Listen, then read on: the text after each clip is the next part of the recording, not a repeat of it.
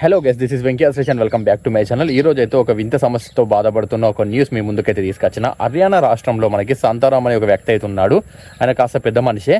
So ఆయనకు ఒక వింత సమస్య ఉంది. అది ఏంటంటే, మనకు మామూలుగా మే, జూన్, ఏప్రిల్ ఆ నెలలో మనకు చాలా వేడిగా ఉంటుంది కదా.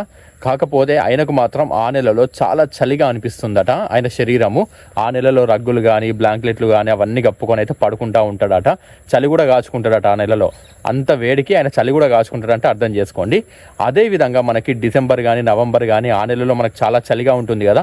అతనికి మాత్రం ఆ నెలలో చాలా వేడిగా ఉంటుందట. ఆ వేడికి తట్టుకోలేక రాత్రిపూట డైరెక్ట్ మంచుగడ్డలు తెప్పించుకొని మరి వాటి మీద పడుకుంటారట. మనం నీళ్ళలో వేసుకునేటోళ్ళం కదా పాతకాలంలో ఫంక్షన్లకి. సో అలాంటి గడ్డలు తెప్పించుకొని మరి వాటి మీద పడుకుంటారట. సో ఆయనకున్న సమస్య ఏందని చెప్పి డాక్టర్లు టెస్టులు చేసినప్పుడు ఆయనకున్న సమస్య ఏంటంటే, ఆయనకున్న వ్యాధి పేరు హైపోథాలమస్. ఈ హైపోథాలమస్ అనే వ్యాధి ఏ విధంగా వచ్చిందో డాక్టర్లు అయితే నిర్ధారించలేదు.